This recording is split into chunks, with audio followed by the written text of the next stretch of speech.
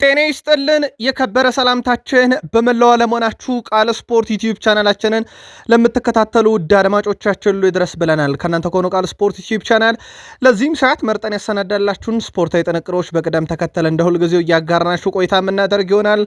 እስከ ፕሮግራማችን ፍጻሜ ቆዩ። ላይክ፣ ሰብስክራይብ፣ ሼር ማድረግ እንዳይረሳ። በሐሳብ መስጫ ሳጥናችን ላይ ሐሳብ አስተያየታችሁን እንደ ሁልጊዜው በፕሮግራማችን ይዘት በመደግፏቸው ክለቦች ሁሉ ልታጋሩን ትችላላችሁ። አስቀድመን የተወሰኑ ሀገራዊ ጉዳዮችን ለእናንተ ውድ አድማጮቻችን ይዘናል። በአውሮፓ የመረጃ ሰዓታችን ታላላቆቹን ክለቦች ስናነሳ በቤርናቢው ታላቁ ጨዋታ ሊደረግ የሰዓታት ዕድሜ እስኪቀሩት ድረስ ብዙ ነገሮች ይጠበቃሉና ተከታታይ መረጃዎችን ቃል በገባ ነው መሰረት ይዘን መጥተናል። በርካታ መረጃ ይዘናል። ከወዲህ ደግሞ ባርሴሎናም ታላቅ ጨዋታ እንዳለበት ይታወቃል። ግን ከሚያውቀው ክለብ ከአትሌቲኮ ማድሪድ ነው ጨዋታው። ባይሆን ሌሎች ለየት ያሉ መረጃዎችን ስንነግራችሁ ባርሴሎና የደረሰ አንድ ሰው አለ። በአውሮፓ ዙሪያ ታላላቅ ክለቦችን ታላላቅ ተጫዋቾችን የተመለከተ ጥንቅራችን እንደ ተጠበቀ ነው። በእንግሊዝ ፕሪሚየር ሊግ የመረጃ ሰዓታችን ለእናንተ ውድ አድማጮቻችን የተመራረጡ ስፖርታዊ ጥንቅሮችን እንደ ሁልጊዜው እያጋራናችሁ ስንቆይ በመረጃ ሰዓታችን ውድ ቤተሰቦቻችን ማንቸስተር ሲቲ ቤት ወሳኝ የተባሉ ተጫዋቾችን ዕለታዊ መረጃ እንነግራችኋለን። የቼልሲው ተጫዋች ዕለታዊ መረጃ ጋር አያይዘን ስናነሳ አንድም ተጫዋች በጣም ደስተኛ ነኝ እያለ ነው። ዛሬ ቼልሲ ቤት ፈንጠዝያ ነበረ። ምን እንደተፈጠረ እንነግራችኋለን። በሊቨርፑል ታላቁ ተቃውሞ እንደሚደረግ ተረጋግጧል። ማላይና የት ለምን ይደረጋል? ሊቨርፑልያን ከምትከታተሉት የቃል ስፖርት ዩቲዩብ ቻናል የዛሬ መረጃችን ውስጥ ይጠቀሳል። ከዛ ውጪ በሊቨርፑል በኩል በጣም ተጠባቂ ሁነቶች አሉ። አንደኛው ጨዋታ፣ ሁለተኛው አርኔ ስሎት መሰንበትና መሰናበት ነው። ልዩ ጥንቅር ይዘናል። ሊቨርፑልያንም ምርጫችሁ ቃል ስፖርት በዩቲዩብ ገጻችን ይሁን ብለናል። የዩናይትዱ ተጫዋች ሲጎዳ ከዛ በተረፈ ግን ከጉዳት የተመለሱ ሁለት ተጫዋቾች ከቡድኑ ጋር ተካተዋል። ሰበር መረጃ ለማንቸስተር ዩናይትድ ደጋፊዎች በቡድን ዜና እናጋራቸዋለን በዩቲዩብ ገጻችን። በጥር ወር ማንቸስተር ዩናይትድ ቤት ተጫዋች ሊገዛ የነበረው ክለብ አሁንም አለው ከሸጣችሁት እያለ ነው። ማና የትኛው ክለብ የሚለውን እናገራችኋለን። የቡድኑ ወሳኝና ቁልፍ ሰዎች እናነሳለን። ብሩኖ ፈርናንዴዝ እና ማይክል ካሪክን የተመለከተ ልዩ ጥንቅር ይዘናል በማንቸስተር ዩናይትድ መረጃ ሰዓታችን ማለት ነው። ዛሬ አርሰናል ቤት ግርም የሚል ነገር ተፈጥሯል። ውድ ቤተሰቦቻችን በምስል አስደግፈን እናሳያችኋለን፣ ትገረሙበታላችሁ። ከዛ ውጭ አርሰናል ከጉዳት የተመለሱ ተጫዋቾችና እነማን በልምምር ላይ ያልነበሩ የሚለውን እነግራችኋለን። የሚገጥሙት ስፖርቲንግ ሊዝበንን ነው። አስገራሚ መረጃ እነግራችኋለን። ቴሪ ዳንኤል ሎነሪ አሁንም አቋሜን አልቀየርኩም ብሏል። በምን ጉዳይ ትከታተሉታላችሁ? አርሰናልና የፕሪሚየር ሊግ 32ኛ ሳምንት ግን ምን አይነት ግጥምጥሞች ነው? ትንሽ ለየት ይላል። እድለቢሱ ሰው እየተባለ ነው አንድ ተጫዋች። በምን ምክንያት እንደሆነ የምንነግራችኋለን። ምርጫችሁ ቃል ስፖርት ዩቲዩብ ቻናል ከሆነ በዩቲዩብ ገጻችን ከ88,000 በላይ ሰብስክራይበር ተሻግረናልና እናንተም ሰብስክራይበር እያረጋችሁ እስከ 100,000 እንደርሳለን። አብራችሁን ቆዩን። በሀገር ቤት እንጀምር። ታሪካዊው የአዲስ አበባ ስቴዲየም የመሮጫ መም ንጣፍ ስራ መጠናቀቁ ተረጋግጧል። የመሮጫ መም ወይም ትራክ ተጠናቆ አገልግሎት መስጠት የሚያስችለው ደረጃ ላይ ይገኛል ተብሏል። የባህልና ስፖርት ሚኒስቴር ነው በዛሬው ዕለት ይፋ ያደረጉት። የአዲስ አበባ ስቴዲየም በቅርቡ ኢትዮጵያ በታሪክ ለመጀመሪያ ጊዜ የምታዘጋጀውን የአንድ ቀን የአትሌቲክስ ውድድር ያስተናግዳል። በትራኩ አለመጠናቀቅ ምክንያት ቀጣይ የኢትዮጵያ ፕሪሚየር ሊግ ጨዋታ ወደ አበበ ቢቂላ ስቴዲየም ተዘዋውረው እንደነበረም ይታወቃል።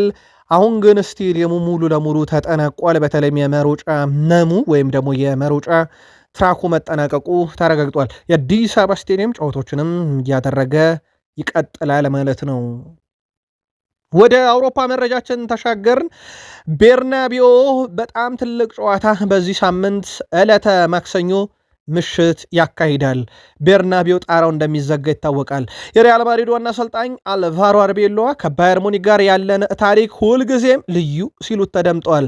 ባየር ሙኒክ አስደናቂ ውድድር ዓመት እያሳለፈ ነው፣ ሜዳ ላይ ምን እንደሚጠብቀን እናውቃለን ሲሉ ተደምጠዋል አሰልጣኝ አልቫሮ አርቤሎዋ። ነገር ግን ከባየር ሙኒክ ጋር ያለን ታሪክ ሁልጊዜም ቢሆን የተለየ ነው ያሉት አሰልጣኙ ቤርናቢዮ ለጨዋታው ምርጡ ቦታ ነው፣ ቤርናቢዮ ለሻምፒዮንስ ሊግ ምርጡ ቦታ ነው ሲሉ ተደምጠዋል። በእርግጥ ሪያል ማድሪድና ሻምፒዮንስ ሊግ ያላቸው ትስስር የባርሴሎና ሌጀንዶችን ሁሉ ከሰሞኑ እያነጋገረ ነበረ። ሲቲን የገረሰሱበት መንገድ በእግር ኳሳዊ ማለት ነው ልዩ ነበርና ምናልባትም ለባየር ሙኒክስ ይመለሱለታል የሚለው በሻምፒዮንስ ሊግ ሌላኛውን ማድሪድ ስለሚያሳዩን በትልቁ ይጠበቃል።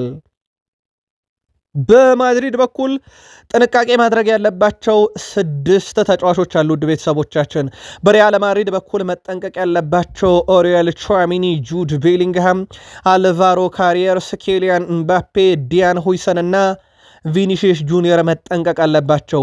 በዚህ የቤርናቤው የምሽት ጨዋታ አንድ ቢጫ ካርድ ካዩ የአሊያንዝ አሬና ጨዋታ አውቶማቲካሊ ያመልጣቸዋል።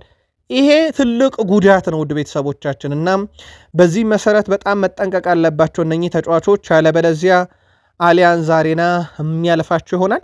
ያለነሱ መጫወት ደግሞ ሊቸገሩ ይችላሉ። በተለይም ደግሞ የቡድኑ ቁልፍ ተጫዋቾች ናቸው እንዳለ ቹዋሚኒ፣ ቤሊንጋም፣ ካሪየርስ፣ ምባፔ፣ ሁይሰን፣ ቪኒሺየስ ጁኒየር አንዳቸውንም ማጣት በጣም አደጋ ነው። ግን 6ቱም ቢጫ ካርድ ካዩ ደግሞ ሌላ አደጋ ነው። ከሮድሪጎ ጎይሽ እና ከኮርቷ ውጭም በዛሬው ዕለት የሪያል ማድሪድ ተጫዋቾች ልምምድ እንዲሁ ማከናወናቸውን ተመልክተናል።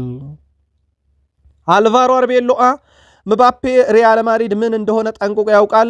እዚህ የመጫወት ህልም እንደነበረው አስታውሳለሁ። እዚህ ለመጫወት ያደረገው ነገር ቀላል አይደለም ብለዋል። አልቫሮ አርቤሎአም በምባፔ ላይ ስለደረሰ ትችት ሲጠየቁ እኔ የማስበው ነገር ነው። እኔ እንደ ምባፔ ያለ ተጫዋች በቡድን ውስጥ እንዲኖር እፈልጋለሁ። እናም በዚህ እድለኛ ነኝ። ስለ ትችቶቹ ግድ የለኝም። እኔ የማስበው እንዴት እንደሚያዋጣኝ ነው ተጫዋቹ ሲሉ ተደምጠዋል። ኬሊያን ምባፔ በእርግጥ በመከላከል ሂደት ላይ ያለው ሚና በጣም ዝቅተኛ መሆኑን ተከትሎ በርካታ ትችቶች እንደሚደርሱበት ይታወቃል። እሳቸው ግን ፈጽሞ አያሳስበኝም፣ ተጫዋቹ ላይ በምንም አይነት መንገድ ትችት ቢቀርብ እኔን ነው የሚያዋጣኝና እኔ የማስበው ለእኔ ከሚሰጠኝ ጥቅም አንጻር ነው ሲሉ ተደምጠዋል። ከዛ በዘለለ ግን በጨዋታው ላይ ዝግጁ መሆኑን አረጋግጧል። አዲስ ነገር ካልተፈጠረ በስተቀር ማለት ነው። የሪያል ማድሪድ የፊት መስመር ተጫዋች ቪኒሺየስ ጁኒየር ከባየር ሙኒኩ ጨዋታ በፊት ጋዜጣዊ መግለጫ ሰጥቷል። ላሚን ያማል ላይ የዘረኝነት ጥቃት ደርሶ በአደባባይ ወጥቶ መናገሩ ጥሩ ነው፣ በቀጣይም መፋለሙን እንደሚቀጥል ተስፋ አደርጋለሁ ብሏል። እኛ ታዋቂ ነን፣ ገንዘብ አለን፣ ጥቁር ሆነው ገንዘብ የሌላቸው ሰዎች ግን ከኛ በላይ አስቸጋሪ ፈተና ይገጥማቸዋል፣ ለዚህ በጣም አዝናለሁ ብሏል። ሃሪኬን የተፈጠረው ጎል ለማስቆጠር ነው። እሱ አስደናቂ ተጫዋች ነው፣ ነገር ግን ባየር ሙኒክ ጥሩ ተጫዋቾችም አሉት፣ በጣም ምርጥ ቡድን ነው። ሃሪኬን የተፈጠረው ግን ግብ ለማስቆጠር ነው ብሏል። የተቃራኒ ቡድን ተጫዋችን በተመለከተ ኬሊያን ምባፔ እኛን ለመረዳት እና በራስ መተማመናችን ለመጨመር እዚህ አለ፣ ነገር ግን ልዩ አጋጣሚዎች በቡድን ውስጥ መፍጠር የሚችሉ ተጫዋቾች አሉ፣ አንዱ ምባፔ ነው ሲል ተደምጧል። በሪያል ማድሪድ ቤት ለረጅም ጊዜ መቆየት እፈልጋለሁ፣ ምክንያቱም የህልሜ ክለብ ነው። በትክክለኛው ጊዜ ውሌን አራዝማለሁ፣ ጠብቁ እያለ ይገኛል። ስለዚህ ቪኒሺየስ ጁኒየር ከኛ ጋር ስላለ እድለኛ ነን፣ ኮንትራቴን በቅርቡ ይራዘማል፣ ጠብቁ እያለ ነው ቪኒሺየስ ጁኒየር። በታሪክ የመጀመሪያው አሰልጣኝ በ21ኛው ክፍለ ዘመን አልቫሮ አርቤሎአ ነው። እንዴት በታሪክ የመጀመሪያው አሰልጣኝ ሆነ በ21ኛው ክፍለ ዘመን ካላችሁ ሪያል ማድሪድን በመሩ 18 ጨዋታ 5 ጨዋታ ተሸንፈው አሁንም የቡድኑ አሰልጣኝ የሆኑ ብቸኛው ሰው አልቫሮ አርቤሎአ ናቸው። በሪያል ማድሪድ በ21ኛው ክፍለ ዘመን 5 ጨዋታ ከ18 የተሸነፈ አሰልጣኝ አልከረምም በዚህ ወንበር ላይ። እሳቸው ግን የባየር ሙኒክንም ጨዋታ ሊያረጉ ነው። በአልባሴቴ 3-2፣ በቤኔፊካ 4-2፣ በኦሳሱና 2-1፣ በሄታፌ 1-0 እና በማዮርካ 2-1 ተሸንፈዋል። የቀድሞ አሰልጣኝ ዣቪ አሎንሶ 5 ጨዋታ የተሸነፉት ከ28 ጨዋታ በኋላ ነበረ። እሳቸው ገና በ18 ጨዋታ ተሸንፈው ግን በመንበሩ እንደጸኑ ናቸው። ለመሆኑ ይባረራሉ ወይ በባየር ሙኒክ ከተሸነፉ ተብሎ ሲጠየቁ ይህንን እኔ ወደ አእምሮዬ አላመጣውም ሲሉ ተደምጠዋል። በአውሮፓ ሻምፒዮንስ ሊግ እንደ ሮናልዶ ያለ ተአምራዊ ተጫዋች ያስፈልጋቸው ነበረ። ምክንያቱም ሮናልዶም በሩብ ፍጻሜ ጨዋታ 25 ግብ አለው። ይሄ ሪካርድ ነው። ለመሆኑ ይሄንን አይነት ሚና የሚወጣላቸው አሁን ምባፔ፣ ቪኒሺየስ ጁኒየር ወይንስ ፌድ ቫልቬርዴ እንደ ሲቲው ጨዋታው ሲደርስ የምንመለከት ይሆናል። ባርሴሎና በቀጣይ 4 ጨዋታዎችን ካሸነፈ፣ በተመሳሳይ ደግሞ ሪያል ማድሪድም ቀጣይ 4 ጨዋታዎችን ካሸነፈ ቀጣዩ ጨዋታ ኤል ክላሲኮ ነው። ከ4 የላሊጋ ጨዋታ በኋላ ኤል ክላሲኮ ነው። ያ ማለት ውድ ቤተሰቦቻችን ያንን የኤል ክላሲኮ ጨዋታ ያሸነፈ ባርሴሎና ከሆነ ዋንጫውን ይወስንበታል ማለት ነው። ይሄ ተአምር የሚፈጠረው ግን ሪያል ማድሪድም ቀጣይ 4 ጨዋታዎችን በሙሉ አሸንፎ ሄዶ ባርሴሎናም ቀጣይ 4 ጨዋታዎችን በሙሉ አሸንፎ ሄዶ ወይንም ቀጣይ 4 ጨዋታ ሁለቱም ክለቦች ተመሳሳይ ውጤት ካስመዘገቡ ፍጻሜው የምርም ኤል ክላሲኮ የምርም ካምፕኑ ላይ ይሆናል። ግን ሁለቱም ክለቦች በእንደ አይነት ተመሳሳይ ጎዳና አራቱንም ቀጣይ ጨዋታ ማከናወን ውጤት ማስመዝገብ ይኖርባቸዋል። ባርሴሎና በዚህ ሲዝን ኤሪክ ጋርሻ እና ፔድሪን አጣምሮ ወይም ሜዳ ላይ ባለበት ጨዋታ በሙሉ ድል አድርጓል። ባለፉት 5 ጨዋታ ሁለቱም ነበሩ። አትሌቲኮ ማድሪድን 3-1 እና 2-1 ሲያሸንፉ እንዲሁም ሪያል ቤትስን 5-2 ፍራንክፈርትን 2-1 ኦሳሱናን 2-0 ሲያሸንፉ እነኚህ ነበሩ። አሁንም በሳምንቱ አጋማሽ በሚደረግ ጨዋታ ሁለቱም ሜዳ ላይ ይኖራሉ ተብሎ ይጠበቃል። አትሌቲኮ ማድሪድን በዚህ ሳምንት ድል ሲያደርጉም አብረው ነበሩ። በነገራችን ላይ በ10 ቀን 3 ነው የሚጫወቱት። ከአንደኛው ጨዋታ ጋር በተያዘው ተጠናቆ ባርሴሎና ድል አድርጎበት የላሊጋ መሪነቱን እንዳጠናከረበት ይታወቃል። በዚህ ሳምንት ቅዳሜ ምሽት ከነበረ ጨዋታ በኋላ አሁን እንደገና ይገናኛሉ። በዚህ ሳምንት ቀጣይ አንድ ሳምንት በፕሪሚየር ሊግ በላሊጋው አርፈው ደግሞ እንደሚጫወቱ ይታወቃል። ባርሴሎና ወሳኙ ተጫዋች ተመልሷል። ከጉዳት አይደለም የተመለሰው፣ ከብራዚል ነው። ራፊኒያ ከብራዚል በዛሬው ዕለት የጠየቀው የፍቃድ ቀኑን አጠናቆ ባርሴሎና ደርሷል። ወደ ቤተሰቦቻችን ተጫዋቹ በብራዚል ብሔራዊ ቡድን ሳለ ጉዳት አስተናግዶ በዛው ልቆይ ካለ በኋላ ፍቃድ ተሰጥቶት መቆየቱ ይታወቃል። አሁን በባርሴሎና በኩል ትልቁ ስራ ያልኳችሁ 4 ጨዋታን አሸንፈው ቀጣይ 5ኛው ሳምንት ላይ ከዚህ በኋላ ማለት በሚደረግ የላሊጋ ጨዋታ 5ኛው ሳምንት ላይ የሚገናኙት ኤል ክላሲኮ ማድሪድ ከባርሴሎና ነው። ለዛ ጨዋታ እንዲደርስላቸው ነው። ጨዋታው የሚደረገው ሜይ 10 ነው። 1 ወር ከ4 ቀን ይቀረዋል ይህ ጨዋታ እንዲደረግ።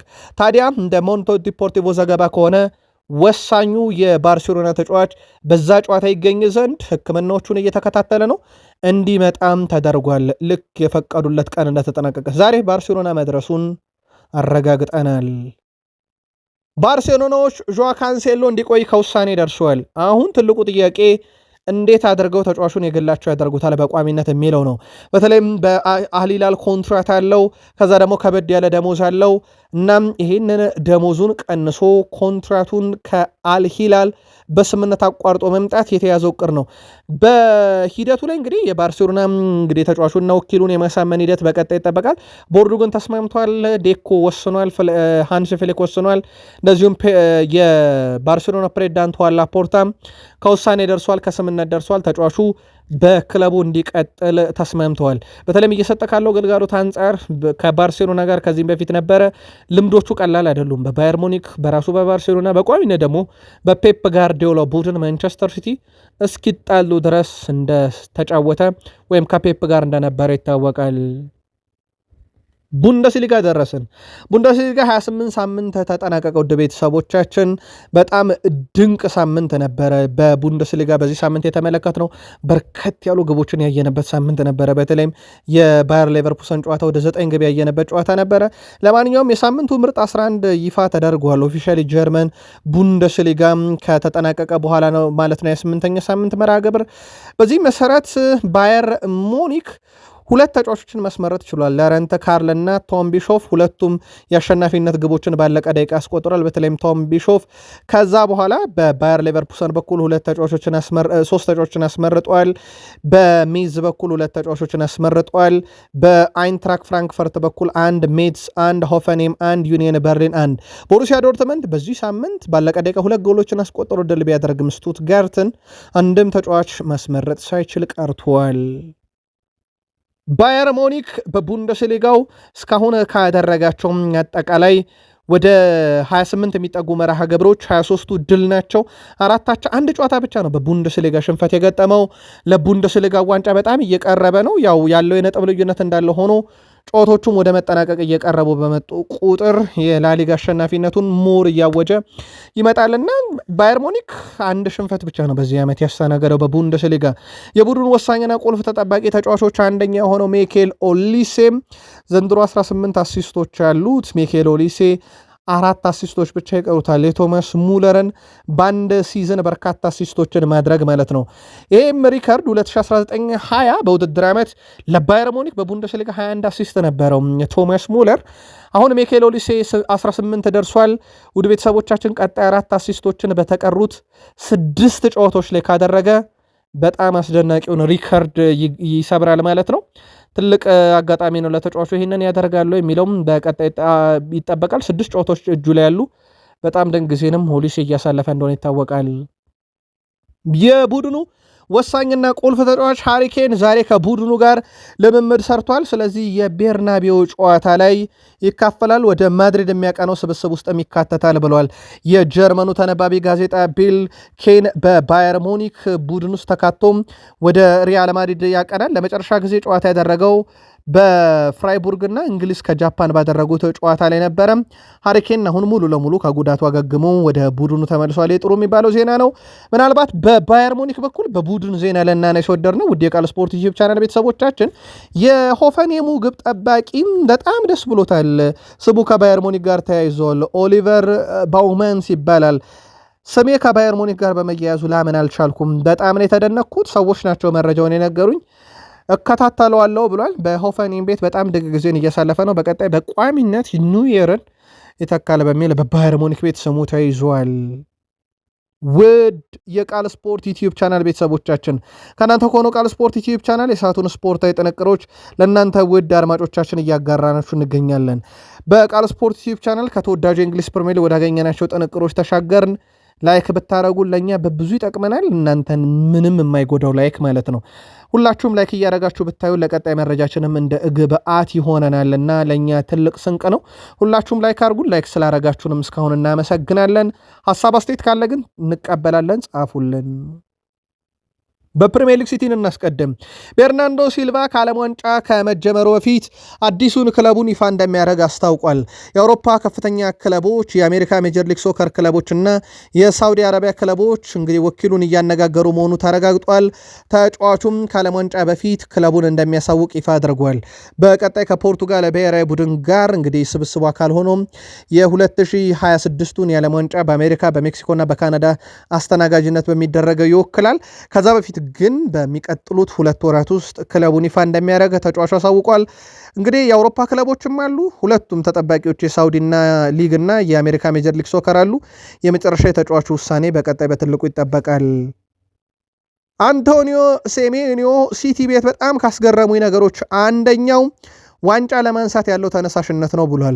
ቡድን ውስጥ ዋንጫ የማንሳት ያለው ተነሳሽነት ፍጹም የተለየ ነው። ለሁሉም ዋንጫዎች፣ ለሁሉም ውድድሮች መፎካከር የሚችል አይነት ስነ ልቦና በቡድን ውስጥ ተመልክቻለሁኝ ብሏል። በእርግጥ የመጣው ከበርንማውዝ ነው። በየዓመቱ ለመትረፍና እንደ እድልም እንደ አጋጣሚም የአውሮፓን ትኬት ለመቁረጥ የሚጫወት ቡድን ነው በርንማውዝ በታሪክና ከዛ ቡድን ነው የመጣው፣ ምንም ጥያቄ የለውም። ያው ሲቲ ደግሞ አውሮፓ ውስጥ ባለፉት 24 ዓመታት ውስጥ ቀላል ዝናን አይደለም የገነባው። ያነሳቸው ዋንጫዎች፣ ያነሳቸው ክብሮች ፕሪሚየር ሊግን 4 ተከታታይ ዓመትም ጭምር ያሳካ ቡድን ነውና ያ ስነ ልቦና ሲቲ ቤት ሲያየው በጣም እንደገረመው ተናግሯል። የመጀመሪያ ዋንጫውንም ከሲቲ ጋር በካራባኦ ካፕ አርሰናልን ድል አድርገው እንዳሳካ የሚዘነጋ አይደለም። ዩናይትድን ለቆ ቼልሲን የተቀላቀለው አሌሃንድሮ ጋርናቾ 12ኛ የግብ አስተዋጽኦ ላይ ደርሷል። በጣም ጥሩ ጊዜ ነው ወይ ያሳለፈው የሚለው ለቼልሲ ደጋፊዎች እንቶ ቼልሲ በወቅቱ በእርግጥ ሊያስፈርሙ የነበሩት ተጫዋች እሱን ባያመጡት ኖሮ አሁን በቶትንሃም ቤት የሚገኘውን ዣቪ ሲመንስን እንደነበረ ይታወቃል። በኋላም ላይ ግን ልምድ ያለውን አሌሃንድሮ ጋርናቾን ከዩናይትድ እስከ 40 ሚሊዮን ፓውንድ አካባቢ የሚጠጋ የዝውውር ሂሳብ እንደወሰዱት ይታወቃል። 12 የግብ አስተዋጽኦ ደርሷል። በእርግጥ የተጫወታቸው የጨዋታ ብዛቶች ብዙ አይደሉም። 8 ግብ ናቸው፣ 4 አሲስት ናቸው።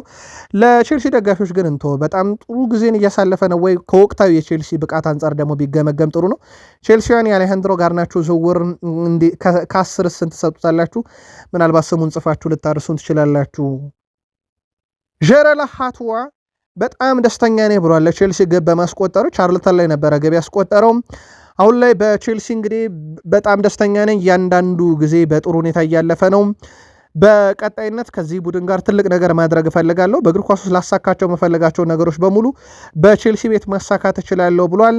እናም ከኢንተርናሽናል ብሬኩ ከመጣን በኋላ አሁን ቡድኑ በጥሩ መንፈስ ላይ ይገኛል ብሏል። በእርግጥ በጥሩ መንፈስ ላይ ነው የሚገኙት።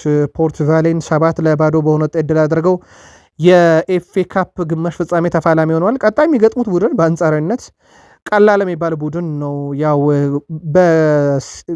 በውድድር ውስጥ የቀሩት ከትልቅ ቡድኖች ሲቲ እና ቼልሲ ናቸው። ከዛ ውጭ ተጋጣሚዎቻቸው ሳውዝሃምፕተን እና ሊድስ እንደሆኑ ይታወቃል። ሲቲን ከመግጠም ምንም ጥያቄ የለውም። በዚህ ሰዓት ላይ ሊድስን መግጠም፣ ምናልባት ሳውዝሃምፕተን ሲቲን የሚያስቀርላቸው ከሆነ ደግሞ ሌላ ቀላል ጨዋታ በፍጻሜ ሊጠብቃቸው ይችላል። ሲቲ በቀላሉ እጅ ይሰጥበታል ተብሎ ባይጠበቅም ግን የዋንጫ ጨዋታ የዋንጫ ነው። ለማንኛውም በጣም ደስተኛ ነኝ። የምፈልጋቸው ነገሮች እዚሁ ማሳካት እችላለሁ ብሏል ጄሬል ሃቱዋ። ዛሬ ቼልሲ ቤት ጥሩ ቀን ነበር። ውድ ቤተሰቦቻችን ቼልሲ በኤፍኤ ካፕ የለንደን ደርቢ ጨዋታ ነው ያውም ድል ያደረጉት። ቼልሲዎች 2-1 በሆነ ውጤት ቶትናምን አሸንፈው በኤፍኤ ካፑ ወደ ቀጣዩ ዙር ማለፋቸውን አረጋግጠዋል። በዚህ መሰረት የቼልሲ 2 ግቦች ኬር እና ቡርማን ማስቆጠር የቻሉት 40ኛውና 86ኛው ደቂቃ ላይ ሱማኔ 52ኛው ደቂቃ ላይ በቶትናም ሆትስፐርስ በኩል ያቻነት ግብ ብታስቆጥርም ግን ቡርማን 86ኛው ደቂቃ ላይ ያስቆጠረችው ግብ ቼልሲ ድል አድርገው ወደ ቀጣዩ ዙር እንዲያልፉ ረድታለች። ከዚህ ጋር በተያያዘ ግን አንድ መረጃ እንንገራችሁ። በጣም አስገራሚ ተጫዋች ሳም ኬር ያው ግብ ያስቆጠረችው ማለት ነው የመጀመሪያውን ግብ 40ኛው ደቂቃ ላይ ያስቆጠረችው 12 ጎል ባለፉት 8 ጨዋታ አስቆጥራለች። በጣም አስደናቂ ተጫዋች ናት። ድሪብሏ፣ ቴክኒኳ፣ ብቃቷ በእውነት እጅ ባፍ የሚያስጭን አይነት ብቃት ወይም ደግሞ ቴክኒካል ብቃት ያላት ተጫዋች ናት። የመርሳይዱ ክለብ ሊቨርፑል ታላቅ ተቃውሞ እንዳለ አረጋግጧል። የሊቨርፑል ደጋፊዎች ተቃውሞ ሊያሰሙ ነው። የመርሳይዱ ክለብ ሊቨርፑል ደጋፊዎች የክለቡን ትኬት ዋጋ ጭማሪ ተከትሎ ተቃውሞ ለማሰማት አቅደዋል። ሊቨርፑል ለሚቀጥሉት 3 የውድድር ዓመታት የትኬት ዋጋ ጭማሪ ማድረጉ ይታወቃል። ከሰሞኑን በቃል ስፖርት ዩቲዩብ ቻናል በዩቲዩብ ገጻችን አድርሰናችሁ ነበረ። የሊቨርፑል ደጋፊዎች ማህበር በበኩሉ ውሳኔውን በመቃወም በአንፊልድ ውጭና ውስጥ ተቃውሞ ለማሰማት ማቀዱ ተረጋግጧል። ደጋፊዎች የመጀመሪያውን ተቃውሞ ክለቡ ቅዳሜ ከፉልሃም ጋር በሚያደርገው ጨዋታ እንደሚጀምር ተረጋግጧል። ክለቡ አሁን ባለው ሂደት ወቅታዊ የውጤት ቀውስ ውስጥ እንዳለ ይታወቃል። ይህ ዓመትም እንዳጠቃላይ ከሊቨርፑል የሚጠበቅ አይነት አይደለም በሚባልበት ሰዓት አሁን ደግሞ ከደጋፊው ጋር በዋጋ ወይም በትኬት ጭማሪ ምክንያት ተቃውሞ እየገጠመውም ሰጣ ገባ ውስጥም ገብቷልና ከቅዳሜ ፉልሃሙ ጨዋታ ጀምሮ ተቃውሞ በአንፊልድ ዙሪያ እንደሚኖር ተረጋግጧል። ሊቨርፑል ቀጣይ ጨዋታዎቹ ቀላል አይደሉም። ውድ ቤተሰቦቻችን ለአብነት ያክል በቀጣይ ሊቨርፑል ከሚያደርጋቸው 7 ጨዋታ ብናያቸው ፓርሰን ጀርሜን ፓርክ ደ ፕሪንስ ላይ፣ ከዛ ፉልሃምን ይሄ ታላቁ ተቃውሞ ይካሄድበታል የተባለውን ጨዋታ ያደርጋሉ። አንፊልድ ላይ ነው። ከዛ አንፊልድ ላይ መልሰው ፓርሰን ጀርሜን ይገጥማሉ። ከዛ የመርሳይድ ደርቢ ይጠብቃቸዋል። ቀጥሎ ፓላስን፣ ቀጥሎ ዩናይትድን፣ ቀጥሎ ቼልሲን ነው የሚገጥሙት። ይሄ በጣም ከባድ የሚባል አይነት ድልድል ነው የደረሰው። ይሄን እንዴት ይወጣል የሚለው በቀጣይ ይጠበቃል። በእርግጥ የሻምፒዮንስ ሊግና የፕሪሚየር ሊግ ፍልሚያ ብቻ ነው ያለበት። ሻምፒዮንስ ሊጉን በሳምንቱ አጋማሽ ይወሰናል። በ7 ቀናት ውስጥ ህልውና ይወሰናል። ግን ሊቨርፑል ቀላል ጨዋታ አይደለም በቀጣይ የሚጠብቀው። እዚህ ቡድን ውስጥ ቨርጅል ቫን ዳይክ አሁን ቡድኑን በትክክል እየመራ አይደለም በሚል እነ አሌክስ ክሩክም ከባድ ተቃውሞ እያሰሙበት ይገኛሉ። በዚህ ሰዓት ለቡድኑ ምርጥ መሆን ባለበት ሰዓት ምርጥ አይደለም፣ እንደ ወትሮ አይደለም ብለዋል። በእርግጥ ያው እድሜ መግፋት ምንም ጥያቄ የለውም። ፕሪሚየር ሊጉ ካለው ፍጥነት አካላዊ ጥንካሬ አንጻር በጣም ከባድ ሆኗል። እየሰራ ያለው የፍጹም ቅጣት ምት ብዛትም በማለዳው ጥንቅራችን አነጻጽረን ስንነግራችሁ እንደነበረ ይታወቃል። ሌላው ከሊቨርፑል ጋር በተያያዘም ዶሚኒክ ሶቦስላይ ላይ በቀጣይነት በክለቡ ኮንትራቱን በረጅም ጊዜ የሚያራዝም ከሆነ የቡድኑ አምበል የመሆን ፍላጎት አለው ተብሏል። እናም በቡድን ውስጥ በተለይም ከተፋላሚነትም ደረጃ አንጻር በጣም ድንቅ ጊዜን እያሳለፈ ነው። ፖል ጆይስም ይዞት በወጣው መረጃ መሰረት የተጫዋቹ ፍላጎት በሊቨርፑል መቆየቱ አንድ ነገር እንዳለ ሆኖ ጥቅሙ ከተከበረለት በቀጣይም ቡድኑን በአምበልነት የመምራትም ፍላጎት አለው ተብሏል ከቨርጅል ቫን ዳይክ በኋላ። ሌላው የቡድኑን ኮንትራት ማራዘሙን ባለፉት 18 ወራት ማረጋገጥ ያልቻለው ኮናቴ ከዓለም ዋንጫው በፊት ክለቡን ያሳውቃል ተብሏል እና ሙሉን ከሊቨርፑል ጋር ማደስ ፍላጎቱ አለ። አሁን ያልተስማሙት በገንዘብ ጉዳይ ነው። በገንዘብ ከተስማሙ ይቀጥላል፣ ካልተስማሙ ግን ያው ኮንትራቱ ጁን 30 ይጠናቀቃል። ከጁን 30 በኋላ ክለቡን ያሳውቃል ብሏል። መረጃው የሌኪፕ ነው። የኤፍኤ ካፕ ውድድር ስኬት ወይም ስንብት በአሰልጣኝ አርኔ ስሎት ስራ ላይ ተጽዕኖ እንደሌለው ተረጋግጧል። አሰልጣኙ የኤፍኤ ካፑን ዋንጫ ቢያሸንፉም ክረምት ላይ ስራቸውን ማዳን እንደማይችሉ ተነግሯል። በተቃራኒው ከሩብ ፍጻሜ መሰናበታቸው በዓመቱ መጨረሻ በሚኖረው ግምገማ ላይ እንደ ድክመት እንደማይቆጠርም ተገልጿል። የዚህ ምክንያቱ የክለቡ ኃላፊዎች ለ14 ዓመታት ለሀገር ውስጥ ዋንጫ የሚሰጡት ግምት ባለመቀየሩ መሆኑ ነው ተብሏል። ኃላፊዎቹ ካለ የፋይናንስ ጥቅም አንጻር ከሀገር ውስጥ ዋንጫ የበለጠ የአውሮፓ ሻምፒዮንስ ሊግ መሳተፍን ቅድሚያ ይሰጣሉ ተብሏል። ክለቡ ቀጣይ ዓመት አርኔ ስሎት ነገሮችን እንዲያስተካክሉ እድል መስጠትን እንደሚፈልግ ዘ አትሌቲክ አረጋግጦ፣ ነገር ግን የሚሆነው የውድድር ዓመቱ በጥሩ ሁኔታ ማጠናቀቅ ከቻሉ በተለይም ባለቤቶቹ ባለፉት 14 ዓመታት ከያዙት ፖሊሲ አንጻር የአውሮፓ ሻምፒዮንስ ሊግ ትኬትን መቁረጥ ነው ተብሏል። አሁን ላይ የክለቡ ኃላፊዎች ምዘና የሚሆነውም በሻምፒዮንስ ሊግ መሳተፍና አለመሳተፍ ይሆናል። ያ ማለት የፓሪስ ሰን ዠርሜን ጨዋታ የሳቸውን ወንበር ይነቀንቋል ብቻ አይደለም ሊያፈናቅላቸውም ይችላልና በቀጣይ የአርኔ ስሎትን ቆይታ የሚወስነው የፓርክ ደ ፕሪንሱና የአንፊልዱ የሻምፒዮንስ ሊግ ጨዋታ መሆኑ ነው ዘ አትሌቲክ ያረጋገጠው። ማንቸስተር ዩናይትድ በእረፍት ጊዜው ወደ አየርላንድ ደብሊን በማምራት የልምምድ ጊዜውን እንደሚያሳልፍ ይታወቃል። ይህ ከዛሬ ጀምሮ ተግባራዊ የተደረገው ማለት ነው። ውድ ቤተሰቦቻችን ታዲያ በዚህ ስብስብ ውስጥ በጉዳት ምክንያት የተቀነሱ ተጫዋች መኖራቸውን አረጋግጠናል። የመስመር ተጫዋቹ ዲያጎ ዳሎትና ግብ ጠባቂ ቶሚተን በጉዳት ምክንያት ከማንቸስተር ዩናይትድ ስብስብ ውጭ ሆኗል። በእርግጥ አስቀድሞም ጉዳት ላይ የነበረው ማቲያስ ዴላይትም ከቡድኑ ጋር እንደማያመራና እንዳላመራ አረጋግጠናል። ይልቁንስ ውድ ቤተሰቦቻችን ግብ ጠባቂ አልታይ ባይንደር፣ ሴን ላመንስ፣ ደርሞት ሚና ፍሬድ ሄልዝ ሲካተቱ በተከላካይ ስፍራ ኑስር ማዝራዊ፣ ሃሪ ማጉዌር፣ ታይለር ማላሻ፣ ሌኒየሮ፣ ሉክሾ፣ ሃይደን ሄቨን እንዲሁም ዩላ ሃሉፍ ሲካተቱ ዛሬ ሰበሩ መረጃ ሌስ አንድሮ ማርቲኔዝ እና ፓትሪክ ቻንዚኬፐር ዶርጉ በቡድን ውስጥ ተካተዋል። አማካዩ ማውንት፣ ብሩኖ ፈርናንዴስ ያው ማውንትም ከጉዳት ተመልሶ፣ ካዝሜሮ፣ ኡጋርቴ፣ ኮቢሜኖ፣ ጄምስ ታህዌ ተካተዋል። ፊት መስመር ላይ ማቲያስ ኩኛ፣ ጆሽኳ ዘርኪዝ፣ አማድ ብሪያምቤሞ፣ ቤንያሚን ሼሽኮና ቪክተር ሙሳ መካተታቸውን አረጋግጠናል። ስለዚህ በማንቸስተር ዩናይትድ ስብስብ ውስጥ የሌሉት አዲስ ጉዳት ዲያጎ ዳሎና ቶሚተን ሲሆኑ አስቀድሞ ጉዳት ላይ የነበረው ማቲያስ ዴላይት የለም። ሰበሩ ዜና ሌሳንድሮ ማርቲኔዝ እና ፓትሪክ ዶርጉ ከማንቸስተር ዩናይትድ ስብስብ ጋር መቀላቀላቸው በዛሬው ዕለት በይፋ ተረጋግጧል። በጥር ወር ማኑኤል ኡጋርቴን ለማስፈረም ተቃርቦ የነበረው ጋላታሳራይ በክረምት የዝውውር መስኮት ተጫዋቹን ለማስፈረም እንደሚጠር አረጋግጧል። ማንቸስተር ዩናይትድ ትክክለኛ ዋጋ ከቀረበለት ይሸጣል። 40 ሚሊዮን ፓውንድ ካገኘ ደግሞ አይኑን አያሽም ተብሏል። ማንቸስተር ዩናይትድ በእርግጥ ጋላታሳራይ ምን ያህል ገንዘብ ለማንቸስተር ዩናይትድ ሊያቀርብ ነው በሚል ጉዳይ ላይ ለክለቡ ቅርብ የሆኑ ምንጮች አላረጋገጡልንም፣ ግን ተጫዋቹ በጋላታሳራይ እንደሚፈለግ ይታወቃል። ዩናይትድ ገንዘቡን ይፈልጋል፣ ከተጫዋቹንም ከደሞዝ ላይ ይቀንሳል፣ ገንዘቡንም ይጠቀምበታል ተብሏል።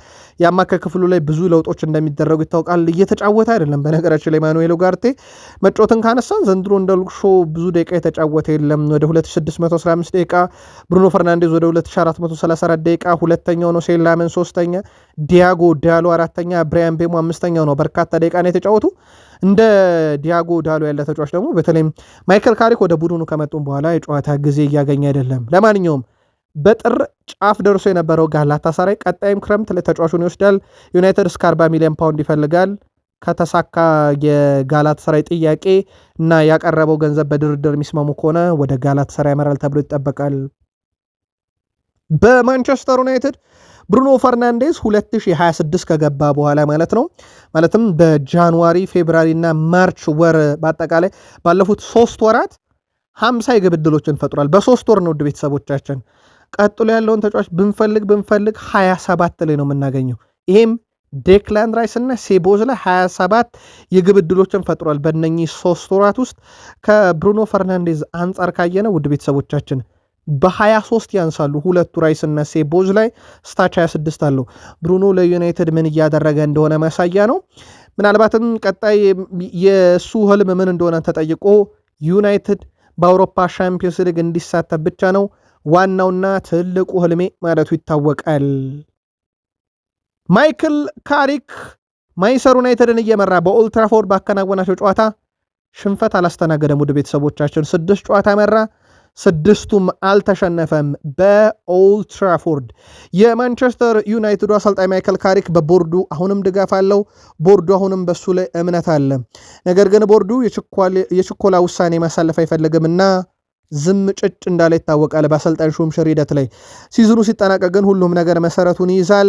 የዩናይትድ ሌጀንዶች በሁለት ተካፍለው እያደረገ ያለው ነገር ጥሩ ነው፣ ግን አመቱ ሲጠናቀቅ አሰናብቱት፣ ትልቅ አሰልጣኝ አምጡ፣ እነ ዩሊያን ኔግልስማን እነ ሉዊስ ኤንሪኬ አይነት አሰልጣኞች እንጂ በካሪክ ዋንጫ አይታሰብም በታሪክ ሲሉ፣ ቀሪ የዩናይትድ ሌጀንዶች እንደ ዋይኒ ማርክ ሩኒ እንደነ ሪያን ጊግስ ያሉ ደግሞ የለም ይህን ካደረገ ወዲያማ የማንቸስተር ዩናይትድ ቋሚ አሰልጣኝ መሆን አለበት፣ በዚህን ያክል ደረጃ ቡድኑና መልበሻ ክፍሉን ካረጋጋ፣ ቡድኑ በሱ ላይ እምነት ካለው፣ ተጫዋቾቹ ከወደዱት የማይቆይበት ምክንያት ምንድን ነው እያሉ ኮዲ ደግሞ ድጋፍ እያሳዩ ነው።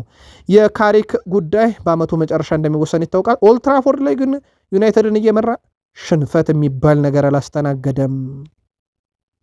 ዛሬ የአርሰናል ተጫዋቾች የሰሩት ልምምድ በዓለም ዙሪያ መነጋገሪያ ሆኗል። ውድ ቤተሰቦቻችን አርሰናል ቤት አንዳንድ ነገሮች ለየት ያሉ ናቸው። በተለይም ሚኬል አርቴታ በልምምድ ላይ አንዳንድ አዳዲስ የጨመሯቸው ነገሮች በቅርቡም እየሰማን ነበረ። የሰሜን ለንደኑ ክለብ አርሰናል ተጫዋቾች በዛሬው የልምምድ ጊዜ ለየት ያለ ልምምድ ሰርተዋል። ተጫዋቾቹ በቡድን ሆነው በጭንቅላታቸው መሃል ኳስ ደግፈው ይዘው እንቅስቃሴ እንዲያደርጉ አንደኛው ልምምድ ነበር። በተጨማሪም በርካታ የመጻፊያ እስክሪብቶ በቡድን ሆነው በጣቶቻቸው ደግፈው በመያዝ ኳስ እየገፉ እንዲሄዱም ተደርገዋል። ይሄ ሌላኛው በጣም አነጋጋሪ ጉዳይ ነበረ። አዲሱ የልምምድ መንገድ የተዘጋጀው በጥናት ነው ተብሏል። ተጫዋቾቹ በአንድ ጊዜ 2 ስራዎችን እንዲያከናውኑ 2 ስራዎችንም የመስራት አቅማቸው እንዲዳብር ነው ተብሏል። አርሰናል ከስፖርቲንግ ሊዝበን ጋር የአውሮፓ ሻምፒዮንስ ሊግ ጨዋታ እያለበት ነው ይህ ሙከራ የተሞከረው። ምናልባት ይህን ሙከራ ስፖርቲንግ ሊዝበን ላይ ተጫዋቾቹ ይሞክሩበት ይሆን? በአንድ ጊዜ 2 ስራ መስራት፣ እየጻፉ መጫወት፣ በጭንቅላት ኳስ ይዞ መሄድ የዛሬው የአርሰናል ልምምድ ነበር። እንዴት አገኛችሁት? አርሰናላውያን ጻፉልን። በዛሬው ዕለት ከልምምድ ጋር በተያያዘ ውድ ቤተሰቦቻችን በርከት ያሉ የዜና ምንጮች መረጃውን በስፋት ይዞት ወጥተዋል እና ከዚህ ጋር በተያያዘ በእርግጥ ቃል ስፖርት ዩቲዩብ ቻናላችን አንድን መረጃ ካገኘንበት የዜና ምንጭነት አንጻር አጠራጣሪ ነው፣ በቀጣይ ይረጋገጣል እንላችኋለን። የተረጋገጠው ልንገራችሁ፣ ዴክላን ራይስ እና ጋብርኤል ማጋሌሽ ዛሬ ከቡድኑ ጋር ልምምድ ሰርተዋል። ወደ ፖርቱጋል እንደሚያቀኑ ተረጋግጧል። ይሄ 100% የተረጋገጠ መረጃ ነው። ነገር ግን አንዳንድ የዜና ምንጮች ኢብሪቼ ኢዜ ወደ ቡድን ልምምድ መጥቷል፣ በፖርቱጋል ልናየው እንችላለን የሚል መረጃ ወጥቷል። የኢብሪቼ ኢዜን እናጣረዋለን። ጋብርኤል ማጋሌሽና ዴክላን ራይስ ወደ ቡድኑ ተመልሷል። በስፖርቲንግ ሊዝበን ጨዋታ ይገኛሉ። እንዳልኳችሁ ነው። የኢዜን ግን በደንብ ከታማኝ ምንጮች እናረጋግጠው። በርካታ የዜና ምንጮች ነገ ይጫወታል እያሉ ነው፣ ግን እናጣራውና እንነግራችኋለን። ሳካ፣ ፔሮን ካፔ፣ ዩሊያን ቲምበር በተጨማሪነት ዛሬ ልምምድ ላይ ያላየናቸው ተጫዋቾች ናቸው። እነሱንም ማጣርተን የምናመጣ ይሆናል። የሚገጥሙት ስፖርቲንግ ሊዝበን ነው። ስፖርቲንግ ሊዝበን በሜዳው ያለፉትን 5 ጨዋታ እንዴት ተወጣ ብትሉ ውድ ቤተሰቦቻችን እዚህ ሜዳ ላይ ቦዶ ግልሜትን 5-0፣ ፓሪስ ሰን ዠርሜንን 2-1፣ ክለብ ብሩጅን 3-0፣ ማርሴን 2-1፣ ካይራት አልማቲን 4-1 አሸንፏል። ይሄ ተከታታይ ጨዋታዎች ናቸው። በነገራችን ላይ በተከታታይ በሜዳው ያደረጋቸውን ጨዋታ በአውሮፓ ሻምፒዮንስ ሊግ ድል አድርጓል። ከ5 ድል አለው። አርሰናል የሚገጥመው በጣም ጠንካራ ቡድን መሆኑን ማሳያ ነው። ስፖርቲንግ ሊዝበን በዘንድሮ ሻምፒዮንስ ሊግ ሜዳቸው ከባድ ነው። ለአርሰናልስ የሚለው በሰዓታት ውስጥ ምላሽ የሚያገኝ ይሆናል። ቪክተር ዮኬሬሽ 2026 ከገባ በኋላም በአውሮፓ በሁሉ ውድድሮች ላይ በርካታ የግብ ተሳትፎ ካላቸው ተጫዋቾች አንዱ እንደሆነ ይታወቃል። ይህም ተጫዋች በጨዋታው ላይ ይጠበቃል። ምናልባት ሞሽኬራ ሌላ የሚጠበቀው ተጫዋች ነው። ሞሽኬራ በነገራችን ላይ ወደ ቤተሰቦቻችን ቋሚ ሆኖ ተሰልፎ የመጀመሪያ ሽንፈቱን ያስተናገደው ባለፈው ጨዋታ ነበረ። ከዛ ውጪ ሞሽኬራ ቋሚ ሆኖ በጀመረባቸው 15 ጨዋታ 13ቱ ድል ነው። አንድ ሽንፈት አለ። ምናልባት ሞሽኬራ በራሱ ቋሚ ሆኖ መጀመር የለበትም ወይ? የእናንተ ምልከታ ያጋሩን። ግን በጣም ጥሩ ፎርም ላይ የሚገኝ ተከላካይ ነው። በስፔን ብሔራዊ ቡድንም ጥሪ እንደደረሰው ይታወቃል። ከወቅታዊ ብቃቱ ጋር በተያያዘ ምናልባትም ሚኬል አርቴታም በቋሚነት የሚጠቀሙበት ጊዜ አልደረሰም የሚለው ትልቁ ጥያቄ ነው። የአርሰናል ደጋፊዎች ግን የእናንተን ምልከታ በተጫዋቻችሁ ዘንድ ልታጋሩን ትችላላችሁ። ቴሪ ዳንኤል ኦነሪ ሐሳቤን አልቀየርኩም ብሏል። አርሰናል ካራባው ካፑን በሲቲ ተነጥቋል። ግድ አይሰጠኝም። ሻምፒዮንስ ሊግ በስፖርቲንግ ሊዝበንም ይሁን በማንም ይሰናበት ግድ አይሰጠኝም። እኔ የምፈልገው አንድ የፕሪሚየር ሊጉን ዋንጫ ነው። ከሚኬል አርቴታ የምጠይቀው እሱን ነው። የትኛውም ውድድር በዚህ ዓመት ባይቀናን ግድ አይደለም፣ ሻምፒዮንስ ሊግም ይቅርብን ብሏል። ምናልባት ይህን ሀሳቡን በኢንቪንሲብሉ አርሰናል ጋር አያይዘን አደርሰናችኋል። ኢንቪንሲብሉ አርሰናል ሻምፒዮንስ ሊግ ተሰናብቶ ኤፍኤ ካፕም ካራቦ ካፕም ተሰናብቶ ፕሪሚየር ሊጉን ግን አንዲትም ጨዋታ ሳይሸነፍ በትኩረት አንስቶታል። ቴሪ ዳንኤል ግድ የለም ዋንጫውን የፕሪሚየር ሊጉን ቀደመን እናንሳ ስነልቦና እንገባ እያለ ነው። በርካቶች በዚህ ጉዳይ ላይ እናንተ መልከታ እንሻለን። አንድ በጣም መጥፎ ቁጥር ግን እንንገራችሁ። አርሰናል ቤት አርሰናል ባለፉት 3 ዓመታት ሁለተኛ ነው የወጣው። አርሰናል ባለፉት 3 ዓመታት 32ኛ ሳምንት ጨዋታ ድል አድርጎ አያውቅም። አሁን ከበርንሞዝ ነው ቀጣይ ጨዋታ የሚያደርገው። አርሰናል ከሳውዝሃምፕተን ጋር 3-1 በዚሁ ኤፕሪል ወር 32ኛ ሳምንት አርሰናል ከአስቶን ቪላ ጋር ተጫውቶ ተሸንፏል። አርሰናል ከብሬንትፎርድ ጋር ተጫውቶ አቻ ወጥቷል። አርሰናል አይቀነውም በ32ኛ ሳምንት ባለፉት 3 ዓመታትና ይህን ከባድ አጋጣሚ እንዴት ይወጣል የሚለውም በቀጣይ ሳምንትም እንዲሁ ይጠበቃል። የአንዳንድ ተጫዋቾች ግጥምጥሞሽን እንንገራችሁ። ጉዳዩ ካላፊዮሪን የሚመለከት ነው። ውድ ቤተሰቦቻችን የአርሰናሉ ተጫዋች ሪካርዶ ካላፊዮሪ ይህ ሳምንት እድለኛ አይደለም። 3 ትልልቅ መድረኮች ላይ በ2 ሳምንት ተሰናብቷል። ካራቦ ካፕን በሲቲ ተነጠቀ፣ ከዛ የዓለም ዋንጫን ተሰናበተ፣ ከዛ ኤፍኤ ካፕ ተሰናበተ። ይህ ሁሉ በ2 ሳምንት ነው ካላፊዮሪን የገጠመውና ካራቦ ካፕና ኤፍኤ ካፕን ከአርሰናል ተጫዋች ጋር ይጋራል። ከዛ በዘለለ ከዓለም ዋንጫም ተሰናብቷል። በዓለም ዋንጫ ቀጣይ እንደማይወዳደር ይታወቃል። በተቃራኒው እንደ ቪክተር ዮኬሬሽ ያለ ተጫዋች በድል እንደመጣ ይታወቃል። 4 ጎል አስቆጥሮ ሀገሩን አሳልፎ ከወዲህ ደግሞ እንደ ኢታን ዋኔሪ ያለ ተጫዋች ባለፉት 8 ጨዋታ 170 ደቂቃ ብቻ ነው የተጫወተው። ይህም መጫወት ከሚችለው 8 ጨዋታ 25 በመቶን ብቻ ነው የተጫወተው ማለት ነው። ጭራሽ አንዳንድ ጨዋታዎች ላይ ለአብነት ያክል ስፖርቲንግ ሊዝበን ሲገጥሙና ቱሉዝን ሲገጥሙ አንድችም ደቂቃ ሜዳ ላይ ተገኝቶ አልተጫወተም ነበረ። ተጫዋቹ ከሮቤርቶ ዲዘርቢ መልቀቅ በኋላ እየቀኑ አይደለም በጨዋታ ማግኘት ደረጃ። ምናልባት አርሰናል ቀጣይ ዓመት ተጫዋቹን በቋሚነት ያጫውተዋል ይሸጠዋል ብሎ ለመፍረድ ራሱ እንዲቸግር ብቃቱን የሚያሳይበት ጊዜ በማርሴ ቤት እያገኘ አይደለም። ቃል ስፖርት ዩቲዩብ ቻናል ላይ ናችሁ። ላይክ ካላረጋችሁ ላይክ አድርጉን። እናንተን አይጎዳም፣ እኛን በብዙ ይጠቅመናል። ላይክ አድርጉን። እንደ ስንቅ እንደ ግብአት ለእናንተ መረጃዎችን አፈላልገን ከዚህም ከዛም ብለን እንድናመጣ ያበረታታናልና ላይክ ብታደረጉን ይጠቅመናል።